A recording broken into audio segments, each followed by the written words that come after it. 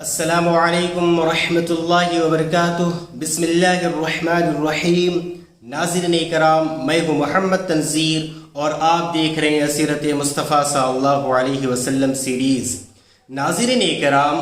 شادی ایک ایسی انٹرسٹنگ ٹاپک ہے جہاں ہر کوئی اس کو انٹرسٹ دے کر یعنی دلچسپی کے ساتھ سننا چاہتا ہو، چاہے شادی کا مشورہ گھر میں ہو رہا ہو یا ڈسکشن باہر میں ہو رہی ہو، سبھی لوگ اس کو انٹرسٹ دے کر سنتے ہیں اور ہونا بھی چاہیے، کیونکہ شادی ہماری زندگی کا ایک اہم حصہ ہے۔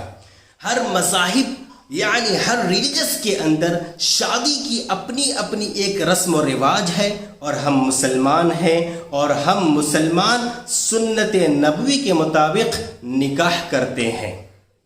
اور شادی میں ایک اہم رول، ایک اہم کردار عورت کا بھی ہوتا ہے، اور ہم سب جانتے ہیں شادی یا نکاح بنا عورت کے ہو ہی نہیں سکتی ہے۔ اور جب بات عورت کی آتی ہے تو ریسپیکٹ کی جو لیول ہے، عزت کا جو مادہ ہے، ظاہر سی بات ہے وہ بڑھ جاتی ہے۔ ریسپیکٹ کی لیول جو ہے وہ ہائی ہو جاتی ہے، وہ اس لیے کہ ایک عورت ہماری ماں بھی ہوتی ہے، ایک عورت ہماری بہن بھی ہوتی ہے، ایک عورت ہماری بیٹی بھی ہوتی ہے، اور ایک عورت ہماری بیوی بھی ہوتی ہے۔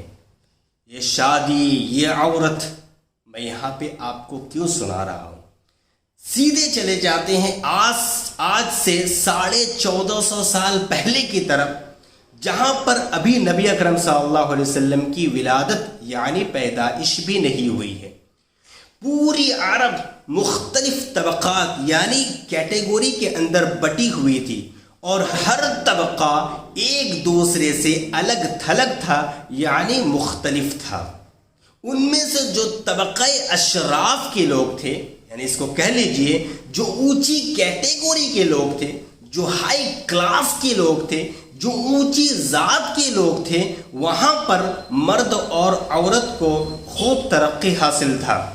اور اونچی کیٹیگوری کے لوگ اپنی عورتوں کو بہت زیادہ عزت یعنی ریسپیکٹ کیا کرتے تھے۔ اور کبھی کبھار ایسا بھی ہوتا تھا کہ اگر ان کی عورتوں کے اوپر کوئی غلط نظر ڈالتا تھا، ان کو چھیڑنے کی کوشش کرتا تھا، کہ لوگ ان کی عورتوں کی عزت و ناموس کی خاطر لڑائیاں بھی کرتے تھے، خونریزیاں بھی ہو جایا کرتی تھی۔ اور جب کوئی مرد اپنی کرم و شجاعت کی، اپنی بہادری کی تعریف کسی کے سامنے کیا کرتا تھا تو وہ عورت کو مخاطب کر کے کیا کرتا تھا۔ اور آپ کو بتاتا چلوں، اونچی کیٹیگوری کی جو عورتیں ہوا کرتی تھی، طبقہ اشراف کی جو عورتیں ہوا کرتی تھی، اگر ان میں سے کوئی ایک عورت چاہتی تو دو قبائل کے درمیان، دو قبیلوں کے درمیان صلح بھی کرا دیا کرتی تھی، اور ان میں سے کوئی ایک عورت اگر چاہتی تو دو قبیلے کے درمیان شعلے بھی بھڑکا دیا کرتی تھی، یعنی لڑائی اور جھگڑا بھی کرا دیا کرتی تھی۔ اتنی ساری چیزیں ہونے کے باوجود بھی سربراہ جو ہے مرد ہی ہوا کرتے تھے، اور طبقہ اشراف کی عورتوں کو یعنی اونچی کیٹیگوری کی عورتوں کو اتنا حق حاصل نہیں تھا کہ وہ بغیر ولی کی نکاح کر سکے، بغیر ولی کی شادی کر سکے۔ ولی کے بنا ان کی نکاح مکمل یعنی شادی مکمل نہیں ہوا کرتی تھی۔ ایک طرف تو طبقہ اشراف کا یہ حال تھا، اور اگر دوسری جانب دیکھیں گے دیگر جو طبقات تھی یعنی نچلی کیٹیگوری کے جو لوگ تھے، وہاں پر مرد اور عورت کے درمیان بہت زیادہ اختلاط تھا، بہت زیادہ خلط ملط تھا، جنہیں ہم بدکاری، فحشکاری، زناکاری کے علاوہ کوئی دوسرا نام نہیں دے سکتے ہیں۔ اور آپ کو سن کر بڑا تعجب ہوگا کہ ان کے یہاں نکاح یعنی شادی کی 4 مختلف صورتیں تھیں،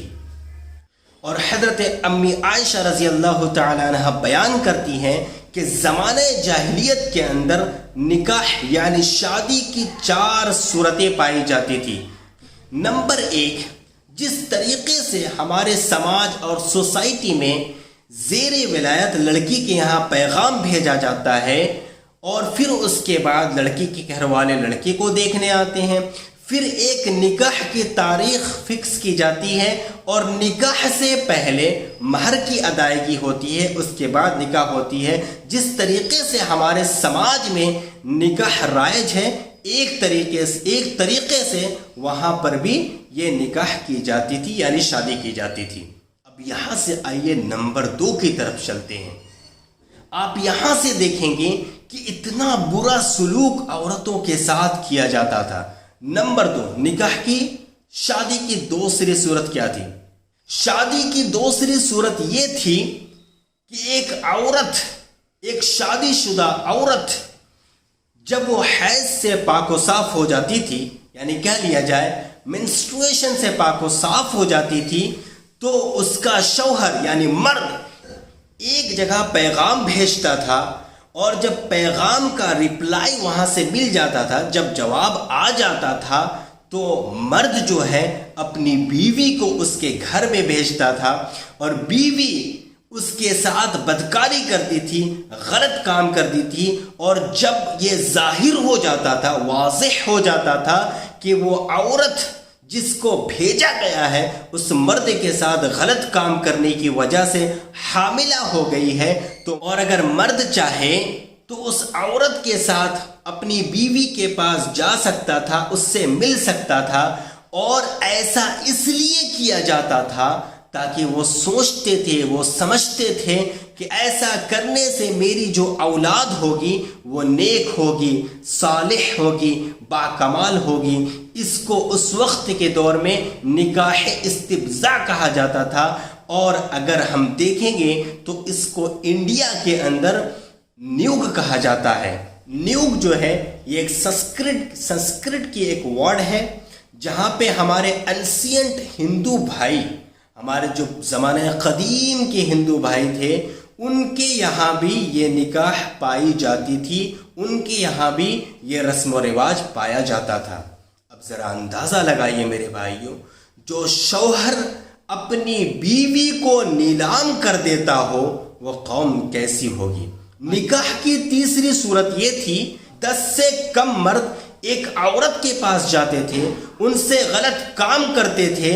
اور جب عورت حاملہ ہو جاتی تھی اور جب اس عورت کا بچہ پیدا ہو جاتا تھا، تو بچے کی پیدائش کے کچھ دن کے بعد وہ عورت ان تمام مرد لوگوں کو بلایا کرتی تھی، اور مجال نہ تھا کہ اس عورت کی بات کو کوئی انسنی کر دیتا، کوئی مرد نہ آتا۔ ایک مرتبہ بلاتی تھی، سارے کے سارے لوگ آ کر اکٹھا ہو جاتے، اور وہ عورت ڈیسائیڈ کرتی، فیصلہ کرتی، اور جس مرد کو وہ چن لیتی اور وہی اس بچے کا باپ کہلاتا اور وہی اس کا شوہر بن جاتا۔ یہ نکاح کی تیسری صورت تھی۔ نکاح کی چوتھی صورت یہ تھی کہ بہت سارے مرد ایک عورت کے سامنے جایا کرتے تھے، اور جس عورت کو ہم پروسٹیچیوٹ عورت کہتے ہیں وہ اسی طرح کی عورت ہوا کرتی تھی۔ ایک عورت کے پاس جایا کرتے تھے، اور عورت خود اپنے گھر کے دروازے کے باہر میں ایک جھنڈا لگا دیا کرتی تھی۔ ایک طرح کا یہ سمبل ہوا کرتا تھا، ایک طرح کی یہ نشانی ہوا کرتی تھی، اور یہ جھنڈا جب عورت کے گھر میں لگ جایا کرتا تھا تو وہ جھنڈے کو دیکھ کر